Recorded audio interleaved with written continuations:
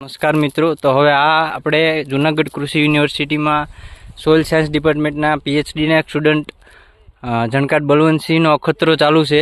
આ જનરલી વીટમાં તે અખતરો લઈએ છે અને બીજી સિઝન છે. જનરલી બાયોચારની ઇફેક્ટ શું થાય છે ઘઉંની યીલ્ડ ઉપર અને બીજા પેરામીટર ઉપર તથા બીજા એફઆઈએમની બાયોચાર સાથે મિક્સ કરીને ઇફેક્ટ શું થાય છે તેના ઉપર તે અખતરો લે છે. અને બાયોચારને તે બેક્ટેરિયા જે આવે છે પોટાશના નાઇટ્રોજનના બધા એની સાથે એનરીચ કરીને ઇફેક્ટ શું થાય છે યીલ્ડ ઉપર બીજા પેરામીટર પર તે જાણે છે. તો અહીંયા તે સોઈંગ ચાલુ છે. પહેલી સિઝન ઓલરેડી પ્રીવિયસ યર્સમાં લેવાઈ ગઈ, આ બીજી સિઝન છે. તો આપણે બલવંતભાઈ પાસેથી તેનું મહત્વ અને ટ્રીટમેન્ટ ડિટેલ જાણીએ. બલવંતભાઈ.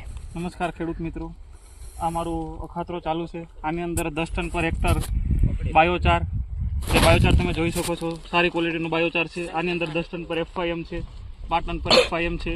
અને આની અંદર આપણે બેક્ટેરિયા સાથે મિક્સ કરીને પણ બાયોચાર અને એફઆઈએમ નાખેલું છે. એની સાથે આપણે ખાતરના અલગ અલગ ડોઝ પણ નાખેલા છે.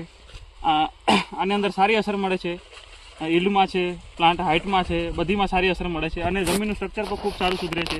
જેમ કે પોરોસિટી સુધરે છે, ફિઝિકલ પ્રોપર્ટી સુધરે, અંદર જે બેક્ટેરિયાનું પોપ્યુલેશન હોય એ પણ વધે છે અને CN રેશિયો વધે છે.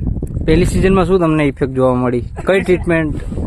પહેલી સિઝનમાં આપણે એફઆઈએમની સાથે બેક્ટેરિયા અને બાયોચારની સાથે બેક્ટેરિયા નાખેલા છે, એની પર સારી અસર જોવા મળી છે અને ઉત્પાદનમાં પણ સારો ફેર પડે છે. ને ઓવરઓલ આનું રિસર્ચનું મહત્વ શું છે? મહત્વ તો એ છે કે અત્યારે આપણે જમીન જે કોમ્પેક્ટ થતી જાય છે ખાતરનો ને વધારે યુઝ કરવાથી, એને લીધે બાયોચાર જમીનનું સ્ટ્રક્ચર પણ સુધારશે અને ફર્ટિલાઇઝરની વધારે પડતી એપ્લિકેશન કરવાથી જે સોઇલ બગડે છે એ બધી અસર પણ ઓછી થશે. અત્યારે કોમર્શિયલી બાયોચારનો ઉપયોગ ખેડૂતો કેટલા ઉપયોગ કરે છે કે રિસર્ચ પર્પઝ માટે? અત્યારે જનરલી રિસર્ચ પર્પઝ માટે હાલ 10 ટનથી લઈ અને 15 ટન સુધીની ભલામણ હોય છે. જે ખેડૂતો માટે એવી કોઈ ખાસ ભલામણ કરવામાં આવી નથી. એટલે ભવિષ્યમાં બાયોચાર ઉપયોગી થઈ શકે, સારો ઉપયોગ થઈ શકે છે.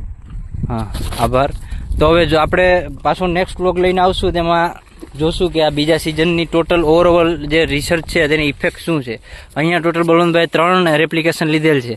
આ પહેલી રેપ્લિકેશન ટોટલ 12 ટ્રીટમેન્ટ છે, અલગ અલગ રેકોમેન્ડેડ ડોઝ ઓફ ફર્ટિલાઇઝર, એની સાથે એફઆઈએમ અને એનરીચ કરેલું જે બાયોચાર છે તેની ઇફેક્ટ શું થાય છે જે ઘઉંના યીલ્ડ અને બીજા બધા પેરામીટર્સ ઉપર તે જોશું આપણે.